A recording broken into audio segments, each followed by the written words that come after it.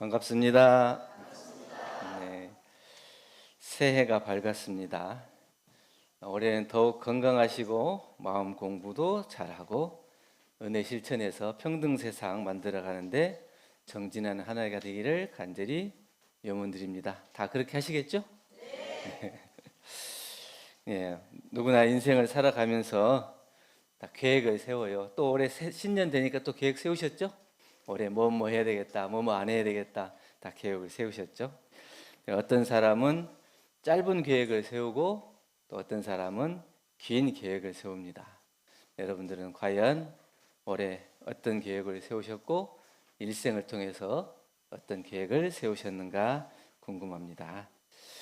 정산종사 무번편 44장에 보면 하루살이는 하루만 보고 범아제비는 한 달만 보고, 그러니까 하루살이는 하루만 보기 때문에 한 달을 모르고, 범아제비가 뭔지 알아요? 범아에 사는 제비가 아니고, 학명으로는 이제 사마귀를 이제 범아제비라고 하더라. 범아제비는 한 달을 살기 때문에 1년을 모른대요. 근데 범부도 마찬가지요. 범부도 일생 사는 것만 계획하고 준비하고, 불보살들은 영생을 보시기 때문에 긴 계획을 세운다. 가장 긴 계획을 세우시는 분이 가장 훌륭하신 분들. 성현들은 영생을 통해 계획을 세우십니다. 여러분들은 일생 계획을 세우셨습니까? 영생 계획을 세우셨습니까? 다 다르네요. 영생을 통해서 우리가 소원을 변하지 않고 공부를 하기로 계획을 세우셨죠? 네. 우리가 살아가는 이 세상에는 분명 이치와 법이 존재해요. 그걸 이제 이법이라고 해요. 모든 일에 대해서는 이치가 있고 그 법이 다 적용돼서 그 안에서 우리가 살아가고, 이런 진리의 작용에 따라서 잘 지으면 잘 받고 못 지으면 못 받는 것, 이 안에서 우리가 살아간다는 것은 확실하죠. 이러한 이치를 아는 사람은 누가 시키지 않아도 스스로 잘하죠. 근데 이것을 모르는 사람은 욕심과 습관에 따라서 자기에게 바꾸질 못해요. 그러면서 맨날 왜 이렇게 힘들지? 왜 이렇게 안 되지? 나만 그런가? 이렇게 하면서 일생 동안 계속 그 말만 반복하고, 다른 사람이 어떻게 하는가, 또 어떻게 하면 내가 잘할 것인가, 이런 그런 걸 보는 게 아니라 내가 가지고 있는 욕심과 습관을 고치려는 생각이 없이 안 된다, 이런 생각만 가지고 살아간다는 거죠. 내가 모르면 원리를 아는 분은, 또 깨달은 분을 보고 배우고 또 그것을 내가 실천해 보려고 하는 것, 이런 공부를 해야 된다고 하는 거죠. 그래서 우리가 오늘 교화단 마음공부 책자 다 안 가져오셨나, 제 얼굴만 보고 있으시네. 오늘 첫 주니까 교화단 마음공부를 공부하는데 저만 보고 있다는 것은 책자가 다 안 보였어. 예, 교화단 마음공부 책자에 보면 오늘 이론상 신앙에 대해서 공부를 해요. 그래서 신앙이라고 하는 것은 불빛을 가진 사람이 의지해 가지고 어두운 곳에서 그 빛에 따라서 길을 안내받는 거예요. 우리는 깨달으신 대종사님 계시고 대종사님께서 밝혀주신 이론상의 진리와 신앙이 있죠.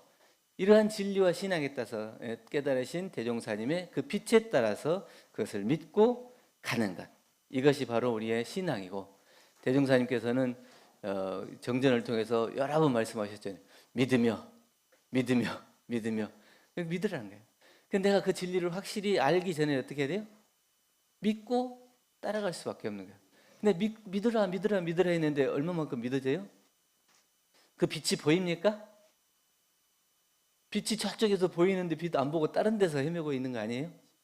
네? 분명하게 밝혀주신 이론상의 진리의 빛이 있는데 그 이론상 진리의 빛을 못 보고 그 신앙의 줄을 못 잡고 다른 데서 헤매고 있고 어두운 데서 헤매고 있는 것은 아닌가 보세요. 그래서 우리는 이 이치를 알고 그 진리를 맞게 살아가야 되는데, 일단 내가 모르면 아는 분들 믿고 따라가는 거예요. 네. 그래서 우리 대종사님을 믿고 따라가는 거고, 원불교 신앙은 진리를 믿음으로써 인생의 바른 길을 제대로 걷자는 것입니다. 인생의 바른 길은 은혜의 샘물이 흐르게 하는 길이다. 이게 이제 원불교 이론상 신앙 이렇게 됐는데, 그 신앙을 하자고 하는 것은 뭐겠어요?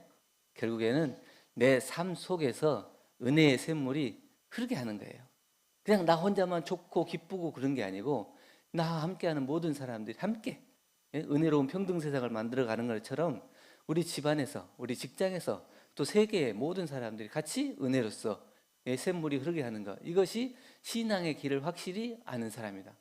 믿음이라고 하는 것이 뭐 진리를 믿고 거기에 의지해서 내가 가야 될 곳을 꼭 가는 것만이 아니라 그 믿음을 통해서 내 삶이 어떻게 변화될 것인가를, 그것을 확실하게 아는 것이 신앙을 확실하게 하는 사람이라는 거예요. 그래서 인생의 바른 길은 은혜의 샘물이 흐르게 하는 건데, 이것은 원망으로 막히고 답답한 세상이 아니라 감사로서 상생과 화합의 은혜 세상을 만들어가는 것이다. 이것이 우리의 바른 신앙이다. 그냥 뭔가에 의지해 갖고 거기에 뭘 주면은 받고 안 주면은 계속 기도하고 거기만 믿고 살아가고 일생을 거기에 의지해서 살아가는 게 아니고, 그 신앙을 통해서, 신앙을 뒤에 이제 말씀을 드리겠지만, 신앙을 통해서 일체의 모든 세상이 다 나와 함께 어우러지고 은혜가 함께 흘러갈 수 있어요. 나에게서 단쪽으로, 또 좋은 쪽에서 낮은 쪽으로 이렇게 흘러갈 수 있도록 하는 겁니다. 그래서 교의품 4장에 보면 이론상의 신앙은 어떻게 합니까? 이론상을 신앙의 대상으로 하고 그 진리를 믿어 복락을 구한다. 우리가 이론상을 신앙하자고 하는 건 뭐냐면, 이론상의 진리를 믿어서 복락을 구한다 그랬죠. 그 진리가 뭐냐? 결국 법신불이라고 하는 것은 나눠서 얘기하면 사은이고, 사은의 내역을 얘기하면 우주만유다. 그러니까 우리가 이론상을 신앙하자고 하는 것은 우주만유 전체를 믿고 받들어 모시고 공경하는 마음을 놓지 말자고 하는 거예요. 그러니까 나 혼자 뭔가에 의지해서 그것에 매달려서 살아가는 게 아니고, 내가 모든 사람을 통해서 그 마음이 전해질 수 있어야 하고, 그 속에서 함께 상생과 화합이 살아가면서 은혜가 이어져야 돼요. 그 은혜가 모든 일체 만물에게 공경과 존경을 통해서 은혜가 이어져야 이게 올바른 신앙이라는 거예요. 그러니까 내가 살아가는 세상 속에서, 현실 속에서 복락을 구하고 은혜가 이어질 수 있어야 바른 신앙이라는 거예요.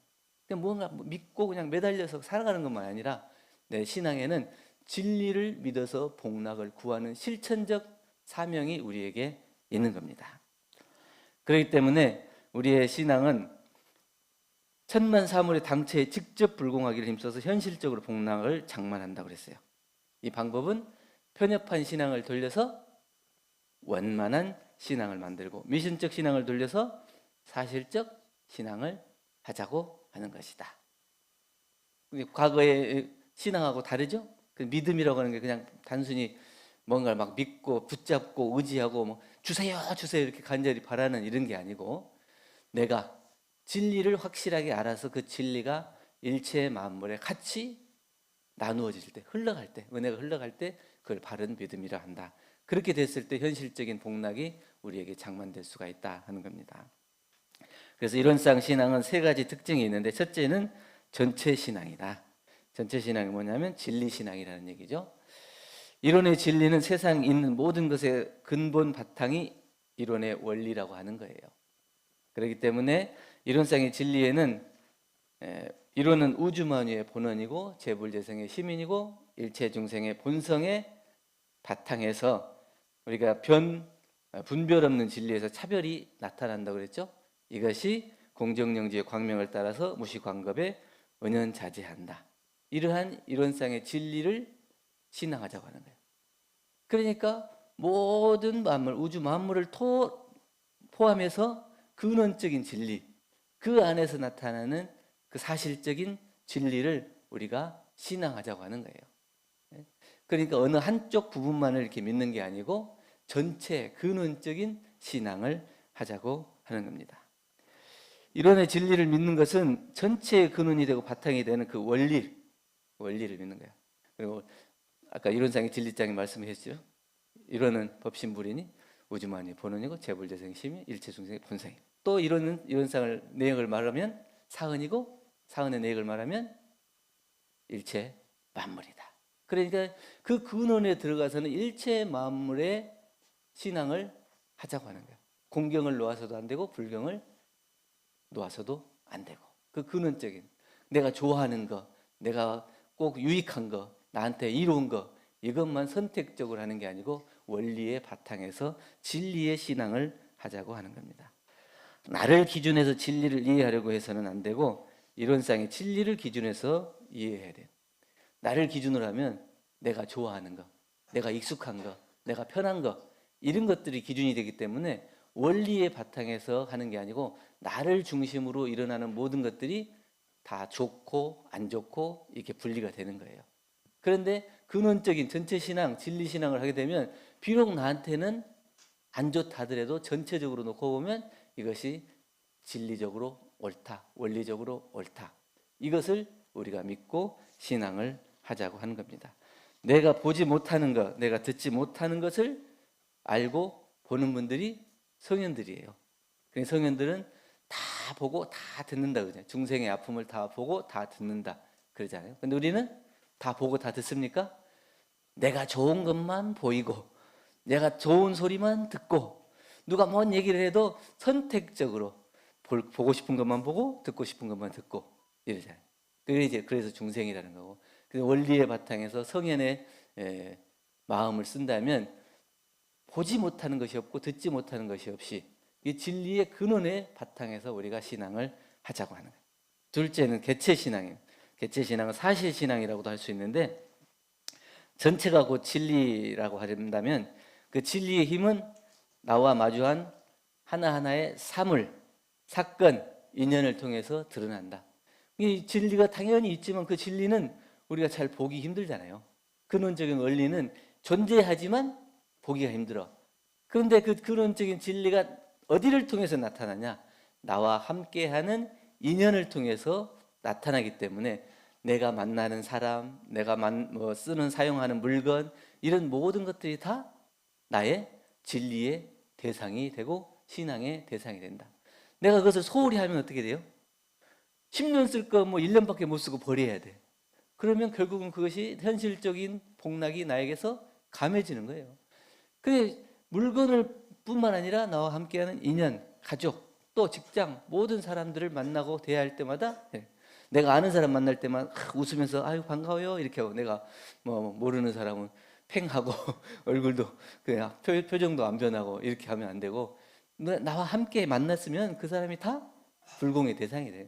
나하고 직접 만나지 않을 때는 어떻게 거래하기 어렵지만 직접 만나질 때는 사람, 물건, 수용하는 물건, 모든 대상, 시간, 이런 것들이 다 내가 불공할 사실적 신앙의 대상이 된다고 하는 겁니다. 어떠한 사소한 것이라도 부처님을 대하듯 경건한 마음으로 맞이하는 것, 이것이 개체신앙이고 사실신앙이다. 우리 교의품 15장에 보면 실상사 노부부 며느리 불공하는 얘기 들었죠? 그게 이제 직접 당처에 불공을 올려야 할 현실적 불공이 되고 빠른 불공이 되고 사실적 불공이 된다.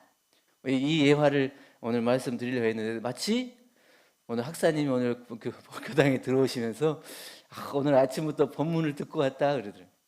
그래서 나 아침에 이제 카톡에다 법문 올려드리는 거 그거 듣고 왔나 이렇게 했더니, 야 나이가 들면 마누라 말을 잘 들어야 하고 혼나기도 하고 그러는데 그걸 그냥 혼나는 걸로 생각하면 안 되고 나를 챙겨주는 법문이라고 생각하면 되니까 결국은 학타원님한테 오늘 아침에도 혼나고 왔는 거예요.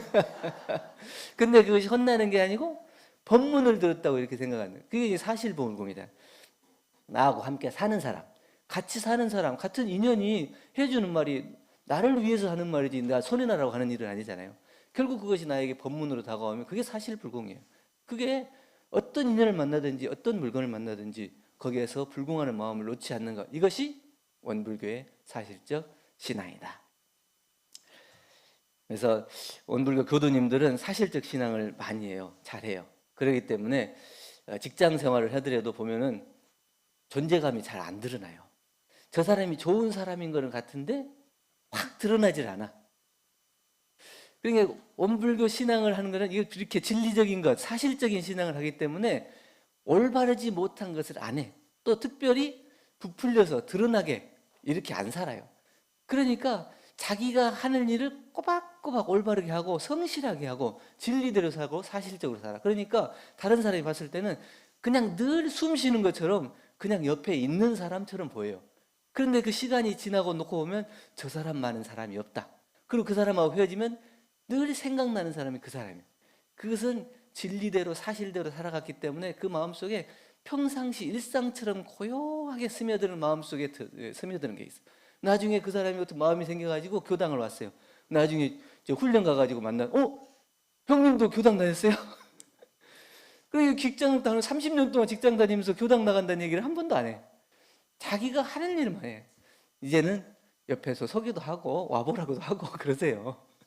근데 그것이 이제 원불교 신앙인데, 내가 직접 말하고 행동하고 생각하는 모든 것이 진리적으로 사실적으로 맞지 않으면 그것을 하지 않기 때문에, 그것을 한이라고 다른 사람을 챙기는 것보다는 자기 마음을 챙기는데 더 시간을 많이 보내고 신경을 썼기 때문에 드러나지 않고 화려해 보지도 않고 그런 것 같아요. 그런데 그 마음은 늘 모든 사람들에게 존경을 받고, 또 그 사람은 늘 그 자리에 있는 사람, 어떠한 자리에도 있는 사람, 그 일상을 지킨다고 하는 것이 참 어렵더라고요.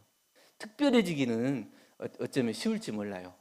근데 편법을 이용해서 이렇게 조금 방법을 쓰면 특별해질 수 있어요. 근데 일상 평범하고 늘 한결같은 사람은 그건 어려워요. 그 마음의 공부의 표준이 있지 않고는 참 어려운 것 같더라고요. 그래서 우리는 사실적인 신앙을 해야 한다. 셋째는 인과신앙입니다.